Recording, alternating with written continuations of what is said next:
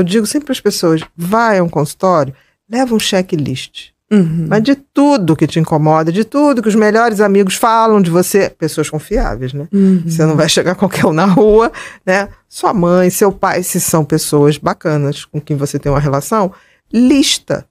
Porque a partir dali a gente começa a entender melhor. Totalmente. Porque senão fica só o ponto de vista do paciente. Sim. Que às vezes é diferente. E você precisa olhar o modo de funcionamento do indivíduo em todo o dia dele, né? Como que ele é em diversos relacionamentos. Inclusive, interessante a gente fazer uma diferença entre o transtorno de personalidade dependente e a dependência emocional, né? Exatamente, por favor. Olha o espectro. Exatamente. Você pode ter dependência de sintoma e não necessariamente uma personalidade dependente. Exato. Porque senão, vamos lá, muita gente tem dependência emocional. Uhum. Muita gente teria que ter TPD também, né? Exatamente, o transtorno da personalidade dependente. Exato. Só que na personalidade dependente, né, quando a pessoa tem, de fato, não é só um traço, a pessoa não vai ser dependente emocional só do namorado. De tudo. De tudo. Porque ela sente que não vai dar conta, Uhum. né?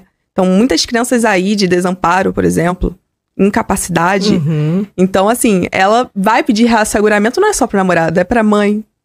Ainda fica naquele vínculo... Para as amizades. Para as amizades. Uhum. Fica naquele vínculo, muitas vezes, doentio com os pais ainda, né? Mesmo sendo adulto e não conseguindo resolver a própria vida. E na dependência emocional, não. Muitas vezes é uma mulher feita, é um homem feito já. Resolve a própria vida. Financeiramente independente, tudo direitinho. Mas na vida afetiva tem aquele Na vida calo. afetiva tem aquele calo, aquele buraco. E a dependência emocional ela também não é só comum ao TPD, né? Exatamente, não. Tem o border também. Borderline, eu diria que também é um transtorno de personalidade. Existem várias, a instabilidade de humor é muito bem marcado. Essa dificuldade de se ver, né? Sim, total. Sempre se vê de uma maneira muito negativa, né? Uma autopercepção muito distorcida. A impulsividade é imensa. Imensa, né? É bem impulsivo mesmo. Mas a dependência, que eles chamam como sintoma de relacionamentos afetivos instáveis, né? Mas padrão. Ali já tá, é um padrão. Principalmente, quanto mais íntimo, mais instável. Canal Motivamente.